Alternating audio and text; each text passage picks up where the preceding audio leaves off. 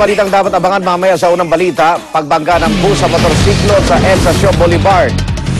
Huli sa CCTV.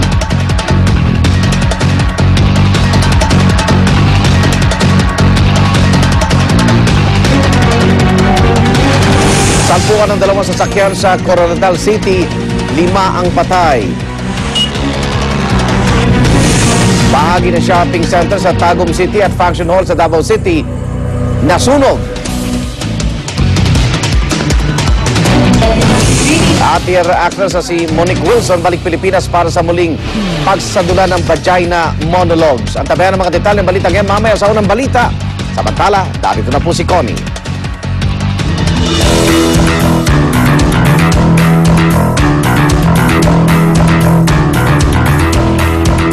Salamat Ingan, mga kapuso, mas paigtingin daw ng ating pamahalaan ang pagmamonitor sa planong rocket launch ng North Korea sa susunod na buwan. Pangamba kasi mismo ni US President Barack Obama, posibleng isang missile test ito. At ang ikinababahala pa ng ating gobyerno, posible raw na may babagsak na bahagi ng rocket sa Pacific Ocean malapit po sa Pilipinas. Depensa naman ng gobyerno ng North Korea, bahagi raw ito ng kanilang space program. Ang nakatakdang rocket launch ng North Korea, pag-uusapan natin kasama si Professor Winnie Monsoy. Good morning, Tita Winnie. Good morning, Connie. Good morning, mga kapuso. Alam nyo, every time na merong pakana ang South Korea, like ngayon, merong nuclear summit dyan sa South Korea na nangungumbida sila, yung North Korea, meron palaging ginagawa, to get the attention away from South Korea. Same thing happened nung nagkaroon ng Olympics sa South Korea. Meron rin na namang ginawa ang North Korea para maalis yung attention. Ngayon, the question is, bakit ba tayo nagpapauto? I mean, ang Pilipinas, number one, mga kapuso, Connie, no? Hindi ko naririnig o nababasa na ang ating National Security Council ay kinonvene ni President Pinoy. I mean, something that is as important as this, kuno, why is not the National Security Council being convened para makuha yung advice? You know, the former presidents, I don't know who are members of the... Hindi ginagawa, basta may salita rito, may salita. Second, bakit tayo magmamonitor ng rocket launch? Ano ang magagawa natin? For God's sake! I mean, alam na kung ano yung path. Sinabi na yata ng North Korea, 190, yung second, yung magbabagsak.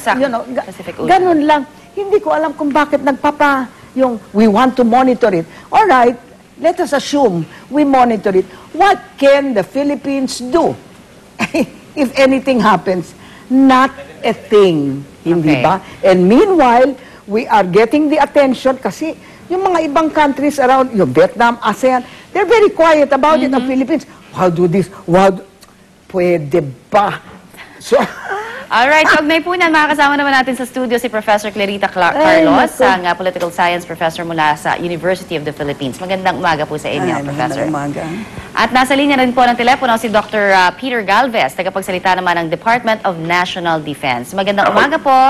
Magandang umaga sa inyo lahat at sa lahat na inyong tagapanood. Oo, Dr. Galvez, can you tell us please, why was not the National Security Council convened if this is such an important factor that might affect our military capabilities or our military situation? At ngayon po ay ang pagkakaalam po natin dyan ay lahat naman po sila ay alam po ang pangyayaring ito at nangunguna po ang Department of National Defense at katulong dito ang DFA upang maisabi kung ano po ang ating mga preparasyon at upang mahikayat. Una-una kasi dito po ay yung ating diplomatic approach na pagsama sa mga ibang bansa na huwag na ituloy po ito. Pero magkakaroon daw po ng large-scale joint military exercise because of this, sir? Paano po yun? Large-scale joint military exercise daw ang gagawin, sir? Ano ho ba yung ating mga hakbang na ginagawa sa national defense po? For what we're doing right now, ang ginagawa po natin ay koordinasyon muna para dito sa mga iba-iba, sa mga katabi nating bansa.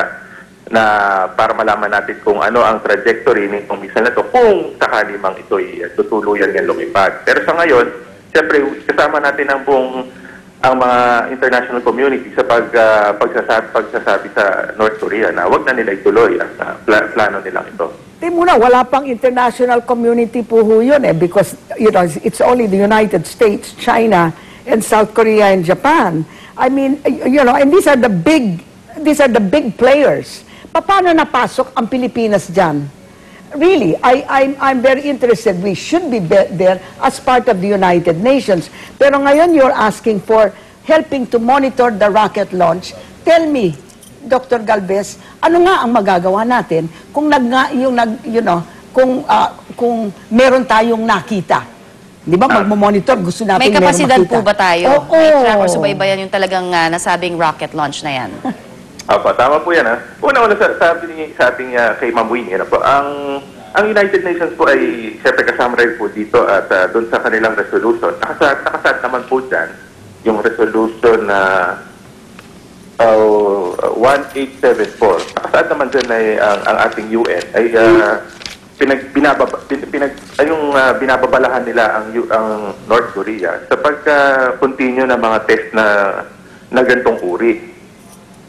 Okay. So, okay. Sa atin naman po, ay meron lang tayo limited na kapabilidad para ma-monitor. So, syempre, pag-monitor po ng paglipad ng isang rocket, ay binabantayan kung saan ang trajectory nito. At para malaman natin, kasi kahit ano bang effect niyan, if ever, sir? Kasi kung sabihin man nila na ang trajectory ng isang missile ay paganto, papunta dito sa may bandang silangang bahagi ng ating bansa, kailangan nyo i-monitor kung tama ba talaga o talaga bang doon pupunta yung kanilang rocket. Kasi test nga lang to eh. Hindi natin alam kung talagang baka mamaya hindi naman talaga lumipad. O kaya baka mamaya pagdating pa lang doon sa may bandang ay magloko na. So, kaya binabantayan on a real-time basis But ang Peter, paglipad. Opo. Peter, what can we do about it? Supposing it goes off its trajectory, what can the Philippines do about it? Hindi ba minomonitor yan? Siguradong imomonitor yan ng buong developed world because they are the ones that are involved, hindi ba? The United States will be monitoring it, Japan will be monitoring, South Korea will be monitoring it. Why do we have to monitor it? At the real-time basis po, kailangan po natin malaman nga po kung una-una sa lahat, it is precautionary measure po. Para kung sakali pong ito ay kung saan ang nababatid na maapektuhang lugar dito sa pagbagsak ng mga posibilidad na yung mga debris. Para mapagsabihan natin ating mga kababayan na kung saan man ito ibabagsak. Kasi pira-piraso na po yan eh. Mahirap pong kahit pong isa-isahin yung mahinto yung mga particles, yung mga debris. Kalat-kalat po yan. Ano ho magiging effect sakali ng mga debris na yan?